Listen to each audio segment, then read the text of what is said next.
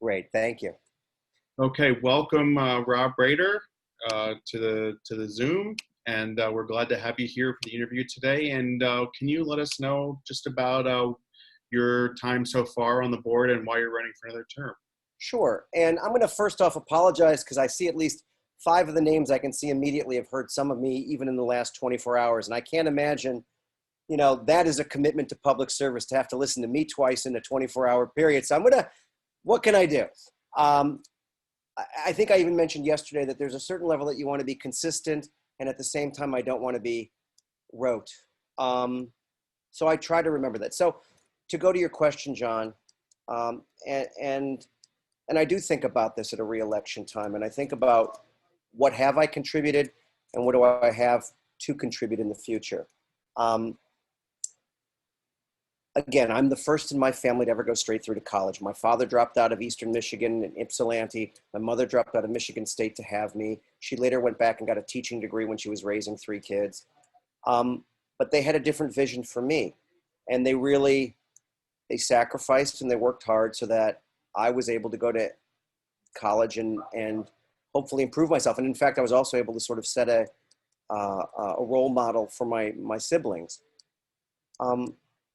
That's always been my goal for what we're trying to do at Santa Monica College. And the great thing about community college is that it helps people to help themselves. It's not just a handout. It's something that it gives you an opportunity to make something of yourself. So I feel that in my experience, how do I hold that institution accountable? How do I make that organization do the best job it can for those mostly young people, not all young people, many people come back to school, and that's what community college is also good for, but how does it keep itself running? And so I feel like I have a sort of unique mix of political, business, um, academic, data analysis, and again, my business experience is at privately held companies, at publicly held companies. It's in public service. And therefore, I'm very good at holding, I think, the institution accountable. I'm always one that asks questions. I ask how they spend the money. And the moment I don't ask questions, the moment I sort of feel like I could phone it in, that's when I'm going to change my tack. And I still think when I look at my children, my son starts high school tomorrow. And I was actually thinking, wow, I am not in an emotional state to actually do an endorsement interview. But then I sort of tried to link it, what I'm trying to do for my son and prepare him for tomorrow. Is also more than metaphorically. It's what I'm trying to do for all of our students. That's a long way of saying what I think was probably originally a very simple concept. I'm sorry. And I'm also very upset that Patricia Hoffman doesn't even bring her dog to this interview. This interview went to the dogs, but she doesn't bring her dog. That's Dogs show up. You see, he's hang out long enough. The dogs. It's to her side, she's telling me.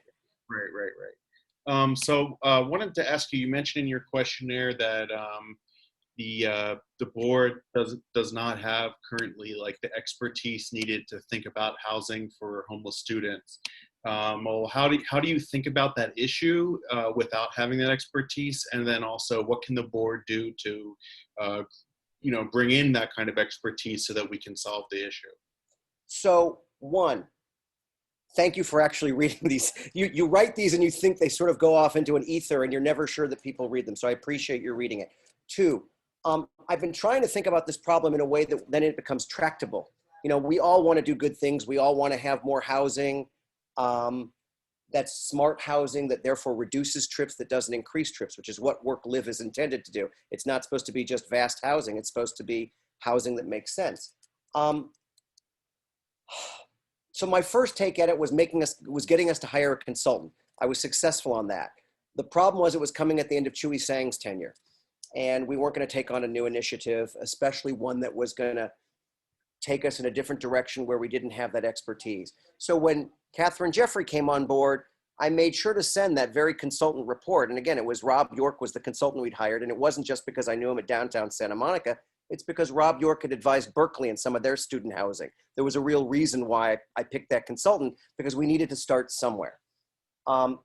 So I sent that to Elaine Polachek and to Catherine Jeffrey, and we've started a conversation, and I've been trying to build a coalition of other trustees that want to move this forward. We have all sort of come together, and I think your questions help um, help crystallize that for us. I see Michael's there, Michael Stoloff is there, and I appreciate, you know, his question to me yesterday. And I understand that the crowding out hypothesis that our students and or our faculty and or our workers are perhaps taking away housing out of the rest of Santa Monica. I want to be very careful, though, to make sure that we don't see that housing at Santa Monica becomes a panacea. We have land, and I think that would be our contribution. We have a certain amount of willpower that I think is growing, and I think this is helping. I think what we need to do is now get more serious about getting a consultant and find partners out there. And some of those partners are going to be other institutions here in Santa Monica, I believe, as I said yesterday, and which would be perhaps the city, Rand, Providence, St. John's, UCLA, and the school district, the big employers in the city. But also we need a private sector employer, someone that can actually run the housing. We are not equipped to run the housing. When we have administered housing in the past, and we used to outsource some of the housing to third-party apartment complexes or to professional housing companies, you know, whether it was Oakwood, things like Oakwood's, it didn't always go well because we didn't have the expertise and the staffing to really monitor it. And we want to be very careful that if we go forward again, how we can do that in a way that doesn't cause problems for our students. As for faculty housing, I've always sort of felt that that was a dream that we could do. And in fact, you know, in preparation for some of these questions, I looked at some of the city standards and what the income standards were. And for our faculty, you know, they probably don't qualify for the low income or even the moderate income because average full-time faculty member at Santa Monica College makes about $115,000 a year. But I think there's a newfound desire to kind of explore these questions. But I think we need to find partners. I think that's the short answer. I can see Amy's raising her hand. So. We'll go to her in a second, but just to follow up, since you mentioned Oakwood, and actually I lived one time at the one in Burbank, but so you would consider supporting furnished rentals in Santa Monica? I don't know about that. I've lived in Oakwood twice, and that was, you know, when I was in law school or in graduate school. I don't know that that's really the type of housing that I favor for the community. I don't think that builds roots. I mean, what I was talking about even yesterday at SMER, and in my SMER questionnaire, I talked about the fact that people having the security of aging in place, and I don't think that Oakwood's is that. What we used to have for our students who were typically with us 1 to 3 years, that might be the proper model. I don't know. I mean, I haven't actually thought about it for that sort of model. But again, I was a student at that time too, which is why Oakwood sort of made some sense. And if you're trying to take people out of the housing market that are therefore preventing people from going into longer term housing to become part of our community, I can see where an argument could be made for that. I don't know though whether the community would tolerate that. And I think that's a fair question. Right. And John, just since there was a reference, I want to be clear about what I was talking about and asking about yesterday, which is putting on land that's already owned by the college, housing either for students, which is temporary people who are not making their life in our community, or for people who work at the college but can't afford to live here. So that was the context of the question we were talking about. And I heard from Rob both there and today, I think, that he is serious about looking at land that the college has for housing along those lines if they can find partners to help them do it. Am I correct that that's basically? I think that, as usual, you can never say as clearly yourself what you're thinking and you're forming in your head, and you do it much better. I think there's a brilliant future for you, Michael. I need your help. Okay, well, I'm happy to work with you on this issue. Thank you. So let's go to, well, Amy, I know you had your hand up first, and then after that, we'll go to Oh my gosh, now Derek and Ed, they're ganging up on me. John, Okay. help me. Well, my question is actually on the Black agenda, diversity, looking at our needs for the future recovery of our nation is going to involve a lot of infrastructure and such like development like that. Santa Monica College has started some innovative programming. Do you see in your role some way of approaching the diversity question with the opportunity to provide resources or programming that will give underserved community members an access to the jobs that might be out there in solar and in infrastructure and rebuilding and things that might not require college degrees? So we have had a certificate for solar installations, solar panel installations. It hasn't caught on as much as we'd like, but you hit the topic precisely. I've always said that in our CTE, career technical education, which is what we call sort of our workforce develop, our general workforce development, we are the lead agency for the strong workforce program in the region for Orange County and Los Angeles County of the 19 local community colleges. So we lead a consortium of 19 community colleges for the strong workforce program, and we have, with the Los Angeles Economic Development Corporation, not education, Economic Development Corporation, we've set up the Center for a Competitive Workforce. So what does it do? First, it looks at the data and tries to identify where are the growth jobs. We used to say 21st century. We're already 20 years into the 21st century. So we're going to say mid-20th, 21st century. And where are those growth jobs going to be?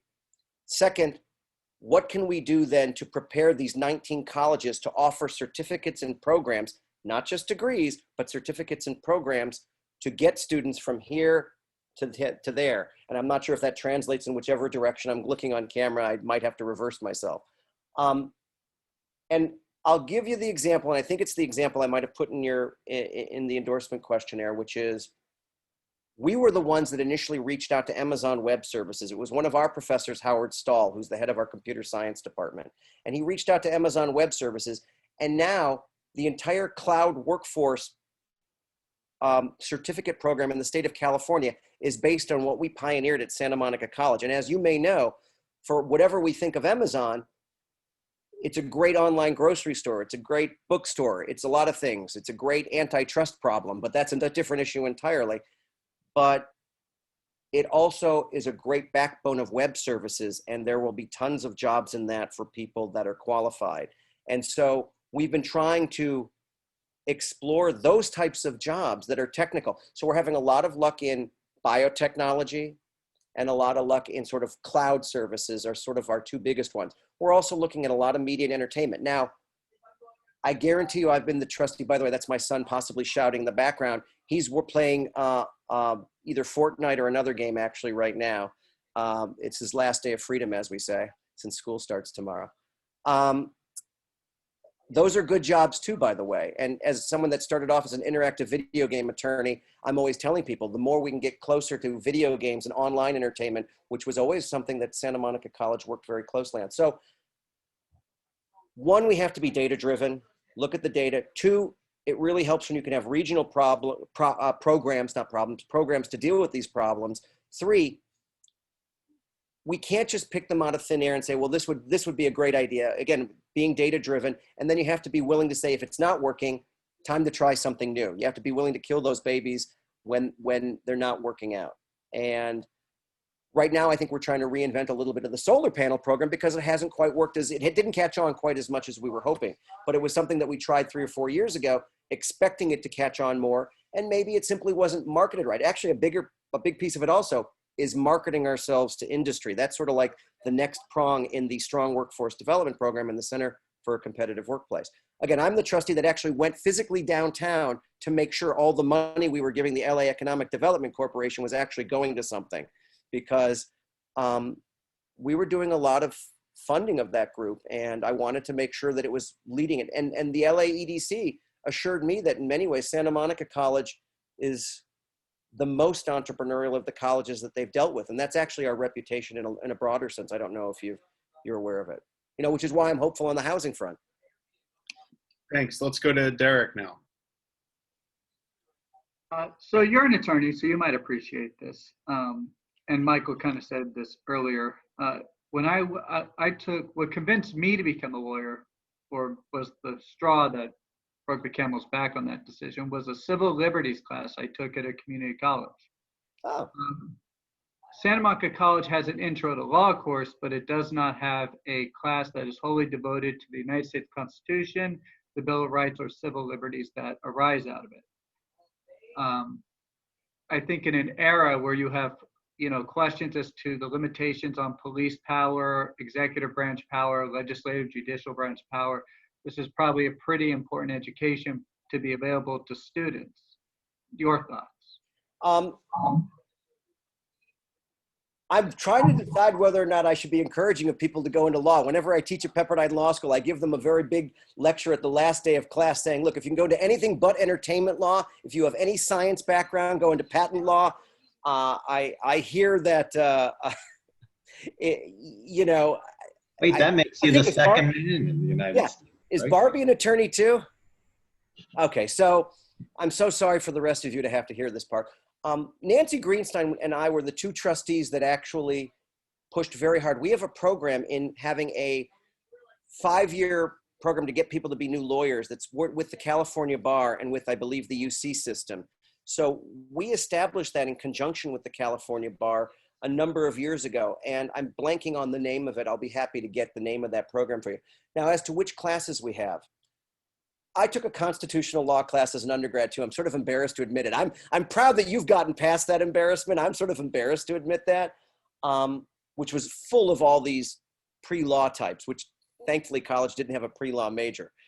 But I think something like that, or we're doing enormous amounts, and I did write about this in my endorsement questionnaire, on immigration for our DACA students and for our F1 visa students. And I think a class that sort of helped people understand not just what we're doing in terms of counseling to help them fill out their paperwork, because the DACA paperwork is meant to discourage you. You understand that. They've made it extraordinarily difficult. The students are not going to be able to do it without our counselors. I actually think we could turn that into a course and as a way of kind of entree to civil liberties in general. I think that's fantastic. We have a lot of issues also, as you can imagine, and USC was in the news about this even recently, about free speech, especially with regards to students, some that support Israel, some that support Palestinians, that have real issues. And we've had that as a problem in our board. And I've taken a certain interest in it. Nancy has taken a very strong interest in it because, of course, she's on the board of the ACLU, the local ACLU. I think that would be wonderful. Now, on the other hand, this is a time where we're offering somewhat less electives because we're paring down our course offerings a little bit because we are in a funding crisis.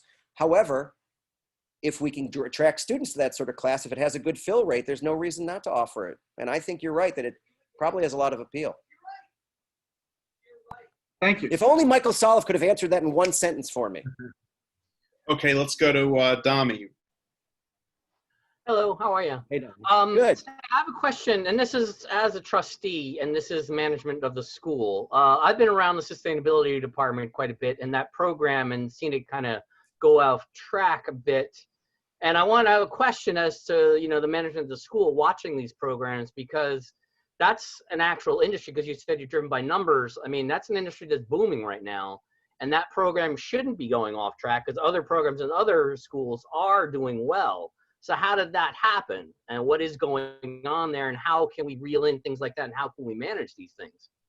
Can you tell me a little bit more what off track means? I wasn't aware of that, so I want to make sure I understand. Well, you said it. You said you're the one who said it, that program was. Oh, just that one certificate. As well as it should be. So, and you said marketing. You said a bunch of things. So I'm asking a question to you. I don't need. Understood. So no, I just wanted to understand to make sure I understand what you're asking. One of our certificate programs didn't gain the number of people. We thought it was going to be a home run solar panel installation. Our overall sustainability is fantastic. We just reaffirmed our commitment earlier this year. I'm asking about the management of that program and why it possibly has gone off track. When you said you were numbers driven, why is if other schools are doing well with those kind of programs? So you're a trustee, you're running to be a trustee. So I want to find out what's the management? Well, how do we look into something like that? So Ferris Kawar who used to work for the city of Santa Monica, runs the Center for Environmental and Urban Studies. And we still are the co-sponsor of Sustainable Works.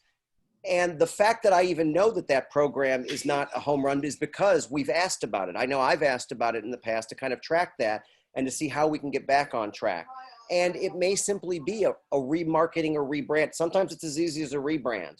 On this one, a lot of what people are getting hit with all the time are these offers that come in the mail about maybe we can do solar for you and we can put it on your property tax bill. You know what I'm talking about, those things, those.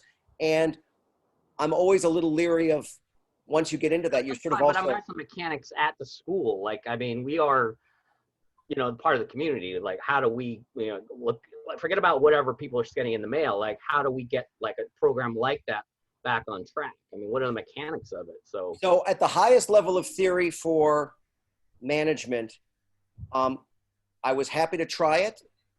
If it's not working, I'm happy to try to reinvent it. And again, I want to make sure that I don't castigate or punish people for trying something and it maybe doesn't work the way we first intended it. I want to give them permission to fail as long as they learn lessons from it. So what I understand the lesson was is that the way we were doing it, it wasn't attracting the students properly and or it wasn't tied in enough to where those jobs were. And the problem of tying into the jobs, we often have local business councils where we have local business communities tied into our programs. And that's one that my understanding is that we weren't tied into our local business community properly to let the students get into the jobs. And therefore at the front end of that, the things going through the Python, going through the snake, it wasn't happening when they were being ingested into the program. So when they were coming out, they weren't ending up with jobs and it didn't end up taking off. I'd like to find out more information on that, but again, I think that the fact that I knew that it wasn't working out says to me that I've been encouraging them to try to figure out ways that we could correct that, because I agree, solar should be something that is working better. And it does seem to me from the volume of stuff I get in the mail, and again, I'm not trying to distract with the mail, that there are jobs out there. Oh, it's hugely growing right now. I mean, and as you know, sometimes it's those private institutions that have the value proposition isn't always there, but they go after things and make a lot of crazy promises. One of the problems of community colleges is that we don't market ourselves in terms of saying, look, we will guarantee you a job. They'll say they'll guarantee the job. They'll be lying. And then they'll leave the students adrift, and that's when they ended up, at least in the Obama administration, which used to look at private colleges much more closely and institutes, they would go after them. We tend to be somewhat less aggressive in that, but I'd like us to be, at least for those places that are still showing that. And I'd like to get more of that information because maybe I'm misunderstanding it, but I don't think I am. I think that, again, I pointed out that it hasn't been the home run that we expected it to be, and we're trying to reinvent it. But I mean, again, just not to put you on the spot, but I mean, other programs are doing well. LA Trade Tech, just the train ride downtown, is doing quite well with the same program. So I don't understand, like, how is it that, and I'm asking more of a technical question in the school, like, how come we're not watching for that? That's our job here. Whether the program does well or not, maybe the industry can't support it or it was a miss, but why is another program nearby in the same space doing well and ours is not? Sometimes it's a personal connection with again, where those jobs are going. I'm going to have to find out on that one because I don't know. I knew that our program wasn't as, when we first started it, we had very, very high hopes. Our program, our bachelor's degree program on interaction design, everyone they get jobs and they do well out of it, but it hasn't grown to the size that we'd hoped it would be. I know the program well, yes. So it's a fantastic program and the students coming out of it are well-trained and they end up with jobs, but it hasn't turned into 500 students. It hasn't turned into 250. All I'm saying is that, I mean, our job is to value you and your job is to oversee that stuff. So that's whether, like what is going on here with these issues. So and sometimes it's simply about changing some personnel and or, our CTE programs in general are with one particular dean. And I talk to her a lot. I've been really focused a lot on the strong workforce development and some of the downtown work. But you're right. I'll find out a little bit more on that one. Thank you. Thanks so much, Rob. And I hope I'm not defensive on that. I mean, I wish everyone was a home run. This is that we're supposed to interview you. I mean, that's what we're supposed to do. Right. So, Rob, appreciate it. We got to get on to the next person, but thanks so much for coming in. As long as it's not Ed, because Ed, I'm very frightened of Ed. Ed scares me the most. We all are. All right. See you later, Rob.